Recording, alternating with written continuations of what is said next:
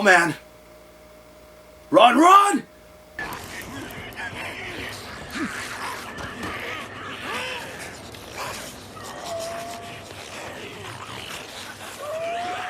Dumpster! Dumpster! Holy sh...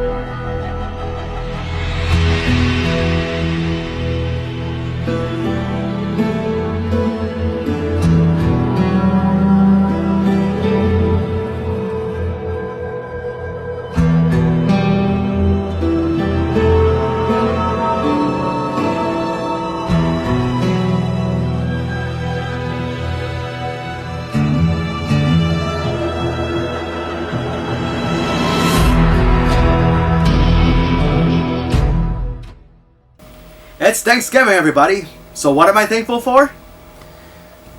Well, I'm thankful for having such loving parents that help raise me correctly. I'm also thankful for having such great friends that I get to know over the years and spend time with. Me taking the right path and working my hardest to get to where I am. And I'm also thankful for you wonderful viewers and subscribers for taking the time to watch my content. Which, by the way, thank you for helping me reach over 100 subscribers. I wouldn't have done it without you guys, so thank you so much. And the last thing for me to be thankful for is this game that I'm about to review. Now, originally I'm supposed to review this game during Halloween, but due to time constraints and not to mention my day job, I had to delay the review further to this day.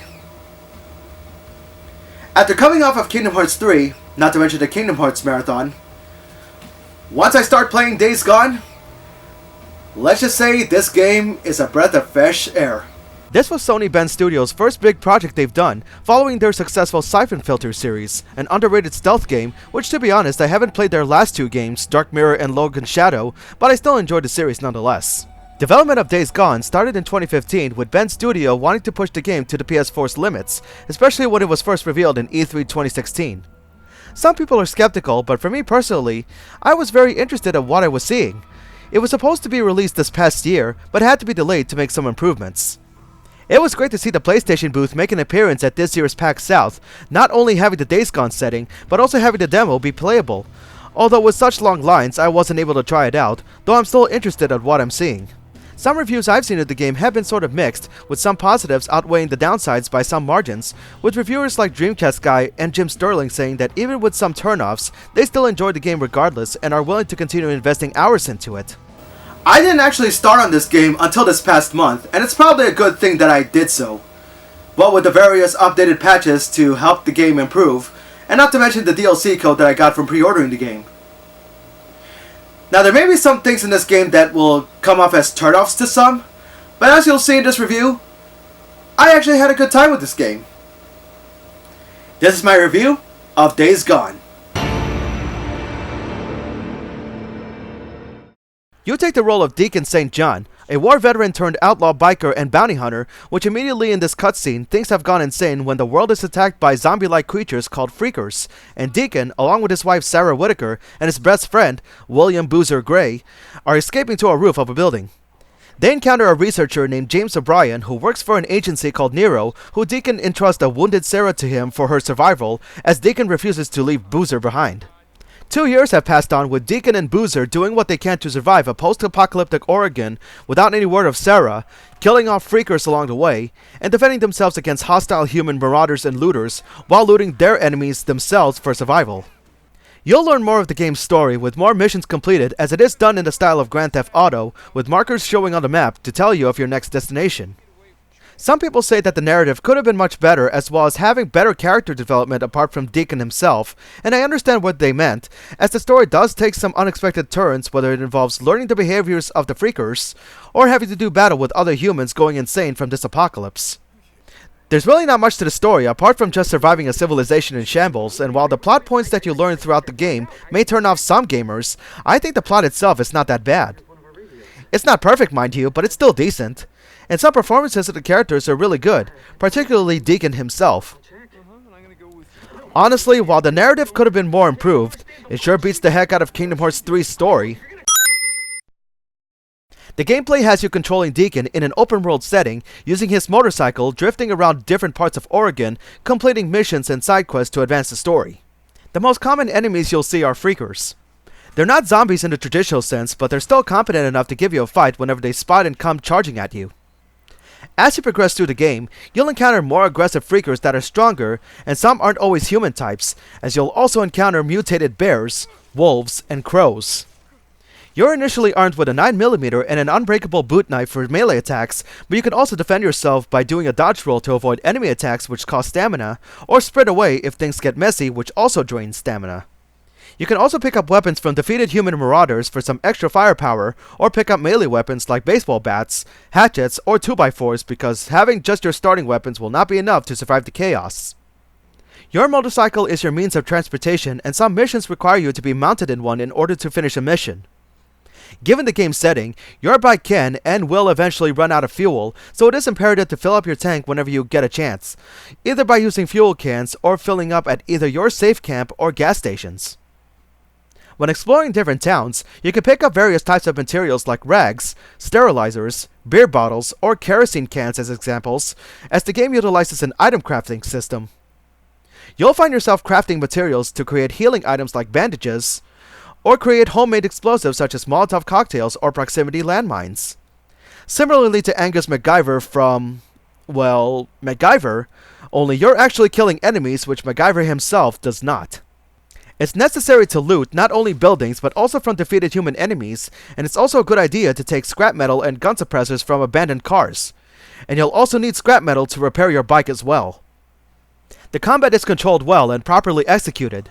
You can take down enemies with your assortment of long or short range weapons, or you can eliminate them using stealth kills a la Metal Gear Solid, allowing you to save some ammo.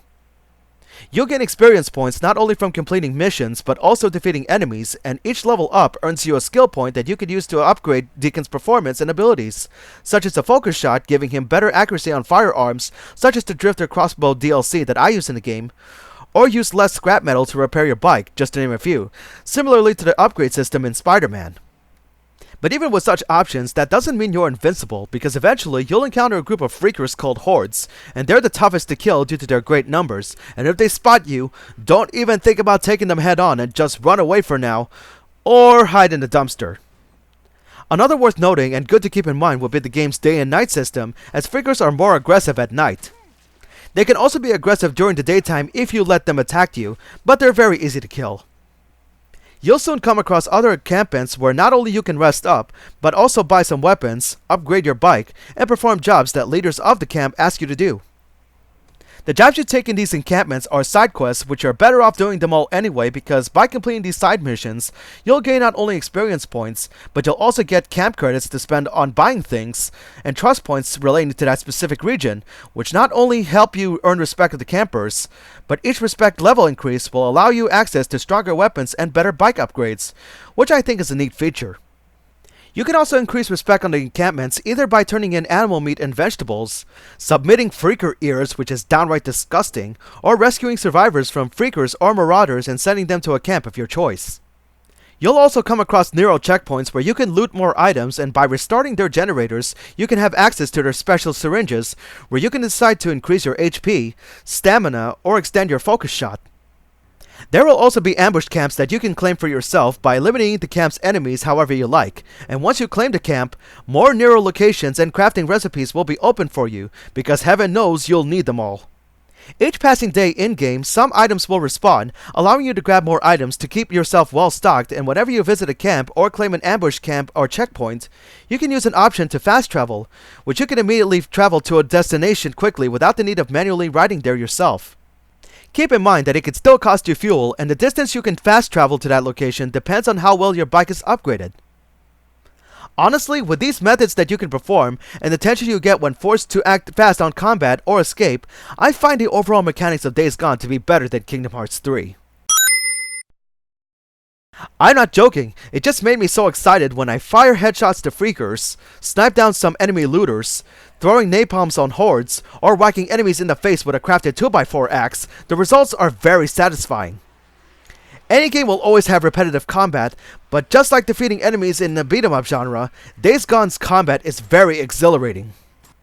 There's not much in the sound presentation other than good pieces that would convey the suspenseful nature of the post-apocalyptic and survival setting, and there are a few original country songs in certain missions which I actually enjoy, although I know I'll get a copyright claim if I ever use some in this video. Props go to Nathan Whitehead for most of the scores in the game. Some people have mixed feelings of the game's graphics, but honestly, I think it's done very well. While the models of the characters are not in the level of LA Noire, Ben's studio did a good job of making characters look realistic. Speaking of realism, they also did a great job of recreating Oregon with so much forestation, as the state itself in reality has over 34 million acres of land that are publicly open to big game hunters, and by implementing a post-apocalyptic setting into it, their use of huge barren wastelands is executed very well. The fact that you could also use the environment to your advantage and use stealth really brings me vibes of Metal Gear, which I really like. Every now and then, I will encounter some graphical hiccups which will cause me to get stuck, and some graphics won't load at all, but a simple game reboot will help things out. I'm not gonna lie, I really enjoyed this game.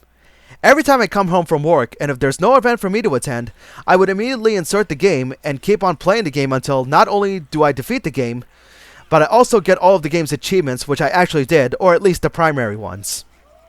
The decent story, the combat mechanics, and overall presentation, in my opinion, Days Gone is so enjoyable, and while the game is not for everyone, from my experience, the replay value is so high that I'll eventually go back to this game and get all the remaining achievements from the DLC game patches. It's that fun to invest so much hours into it. This game warrants a 9 out of 10, and needless to say, I find this game enjoyable than Kingdom Hearts 3. Now I'll get this out of the way now that yes, these games are two completely different genres, but the one thing I always keep count on is the game's overall fun factor regardless of genre.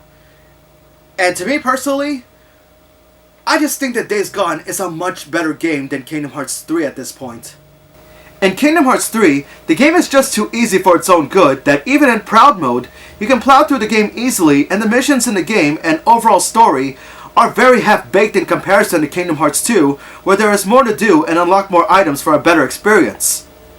If you look past the story, Days Gone allows you to give yourself time to breathe and think about your next plan of attack before heading out to your mission, or take out freaker hordes, or if you're the kind that likes to have an adrenaline rush of playing a survival horror game and attack head first, this game allows you to go to town with such fantastic game mechanics and arsenal at your disposal. Given that we're in the holidays, if you see this game on a discounted price, either at your local game store or on PlayStation Network, based on my experience, this is definitely worth the investment. I mean, once again, I actually had a fun time playing with this game.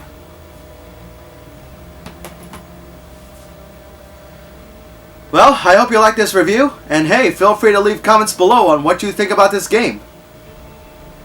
Now, my next review is not going to be until Christmas, or maybe close to Christmas, because next time in the Chronicles, I'll be doing a lot of recording of this next game that I'm about to review, Death Stranding. Now, I've seen scores all over the internet, and a lot of people say that this game is very polarizing, but I'll have to play this for myself to give my final opinion on it. Until then, this has been Musashi X, and I bid you all farewell. Take care, stay tuned, And happy Thanksgiving, everybody!